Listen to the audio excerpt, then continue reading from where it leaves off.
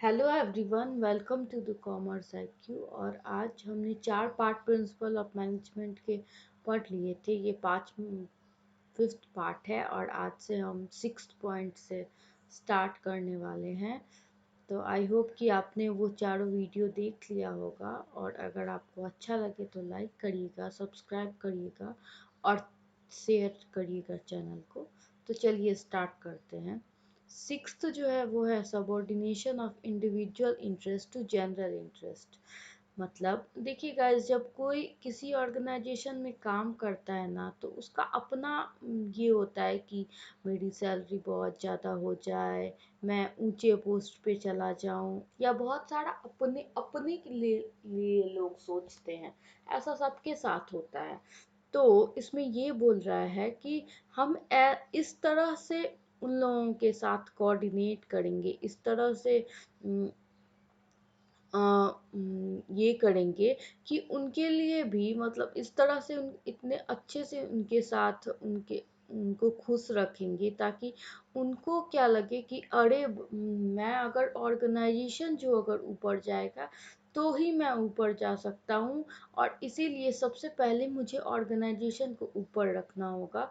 तो इसमें यही बोला गया है, जो the organisation interest to be prioritised over individual. मतलब हम अपने बारे में बाद में सोचेंगे, पहले क्या सोचेंगे?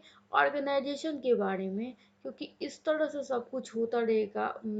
कुछ ऐसा ये रहेगा कि अगर इस बार ऑर्गेनाइजेशन 50% प्रॉफिट कमाएगी, तो उसका 20% आपको देगी, तो आप सबसे पहले क्या करोगे?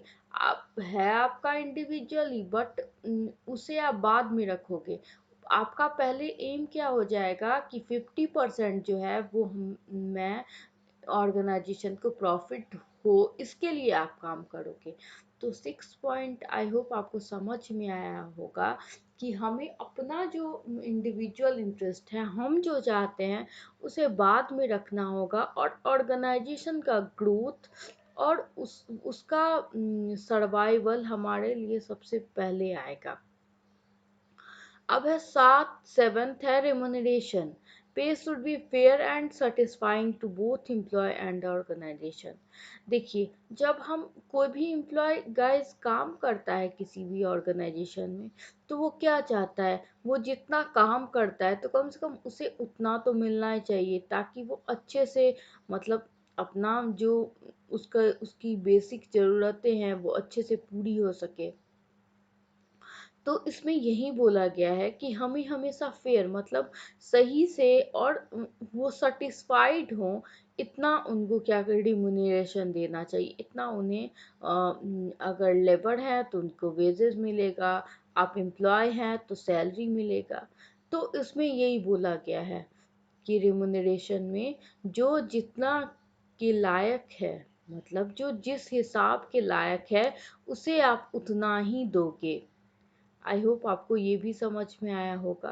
अब चलते एट्थ पर, centralization and decentralization.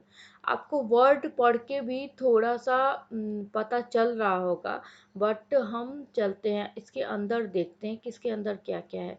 There should be a proper balance between centralisation of decision making power with top management. देखो, सेंट्रलाइजेशन मीन्स गाइस होता है जब जो सारा कुछ, जहाँ हम सेंटर्ड अपने लोग, आपने सुना होगा कि ये बंदा जो है वो सेल्फ सेंटर्ड है, मतलब सिर्फ अपने बारे में सोचना और दूसरे के बारे में नहीं सोचना। सेल्फ सेंटर्ड का मतलब ये होता है।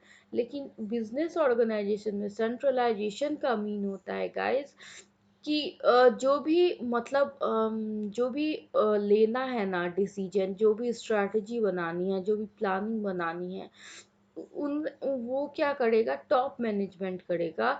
और ना वो पूछेगा भी नहीं नीचे वाले से, मतलब उसने सेंट इतना कर लिया है कि ये सब सारा जो है वो हम करेंगे।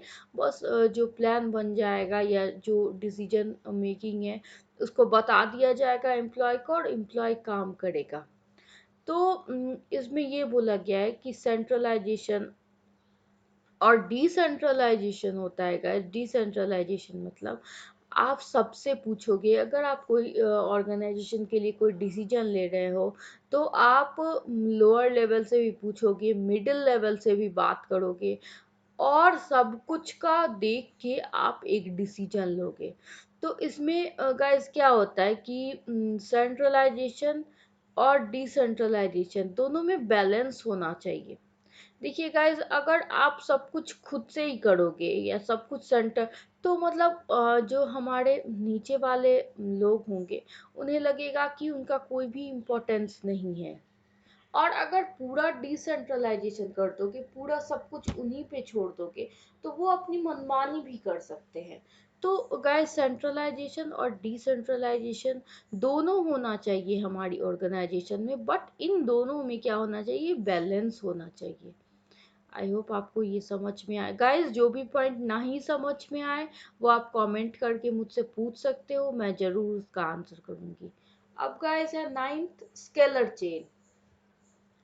Orders or communication should pass from top to bottom and follow the official line of command. मतलब गाइस, स्केलर चेन, ए जो है बी से अगर हमें टॉप लेवल से बात करना है तो उसके लिए एक बना हुआ है कि आपको कैसे कैसे जाना है, कैसे कैसे करना है, सब कुछ ये जो है वो बना होता है। तो उस हिसाब से आपको काम करना है। जैसे बॉटम, जो लोअर लेवल है उनको टॉप लेवल से बात करना है तो लोअर लेवल पहले मिडिल लेवल के पास जाएंगे, मिडिल लेवल जो है वो टॉप लेवल के पास जाएगा। तो स्केलर चेन में क्या होता है, इस हिसाब से मतलब बना दिया गया है कि ऐसे ऐसे, और इसी हिसाब से जो है वो लोग जो है वो काम करते हैं। इसी का अगर कॉपी में लिख, इसी का एक्सेप्शन है गाइस गैंग प्लैंक।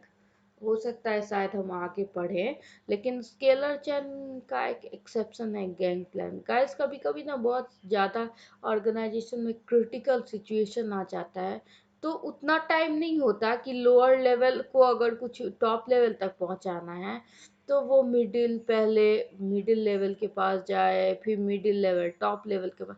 तो इससे क्या होता है, बहुत ज़्यादा टाइम लग जाएगा, है ना गाइस, टाइम लग जाएगा। और इससे हो सकता है कुछ अगर क्रिटिकल सिचुएशन है तो बहुत बुरी स्थिति उसकी हो जाए। तो इसके लिए क्या निकाला, क्या गैंग प्लैंक, जैसे कि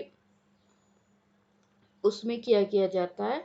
मैं ना उस सब का आपको ये दिखलाऊंगी, मतलब एक ग्राफ पे आप लोग को दिखाओ, पिक्चर से ज़्यादा आपको समझ में आएगा। उसमें आप डायरेक्टली भी बात कर सकते हो। ये जो है स्केलर चेन का एक्सेप्शन है। अब है 10 orders, a place for everything, every one and every on in its place. Orders में ये बोला गया है गाइस कि ये एक हर एक चीज का जो है वो एक जगह जो है वो निश्चित है। मतलब एक चीज जो है वो एक जगह पर कहाँ पे होगी, वो जगह जो है फिक्स है, और हर चीज जो है उसी जगह पे रहनी चाहिए। मतलब ऐसा नहीं कि आप इधर उधर कहीं भी किसी भी चीज को रख दो जिसका वहां पे जगह नहीं है। अगर आप ऑर्डर्स के हिसाब से काम करोगे, जो जहाँ होना चाहिए वहीं होगा, और जहाँ पे वो चीज होगी वो भी होगा। तो इस तरह से आपको दिक्कत नहीं होगा। जैसे आपका कोई फिक्स, मतलब आपने फिक्स कर रखा है कि आपका जो बुक्स है वो यहाँ रहता है, आपकी जो कॉपी है वो यहाँ रहती है।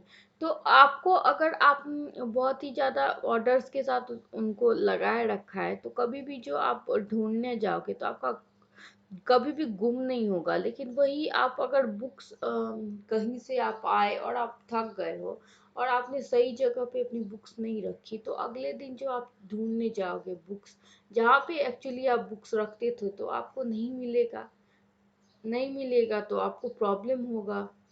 तो इसलिए बोला गया है कि हर एक चीज का एक स्थान बनाइए, एक प्रॉपर स्पेस दो उसको, और वो चीज जो है सिर्फ वहीं पे रहेगी, इसके अलावा कहीं अगल बगल आगे पीछे आप नहीं कर सकते हो। तो आई होप गाइस कि आपको इतना जो है वो अच्छे से समझ में आया होगा। अगर आपको कोई भी ये में प्रॉब्लम हो तो आप मेरे से इसमें कमेंट सेक्शन में पूछना, और अगर वीडियो अच्छा लगे तो लाइक करना, सब्सक्राइब करना मेरे चैनल को और शेयर करना वीडियो। Thank you.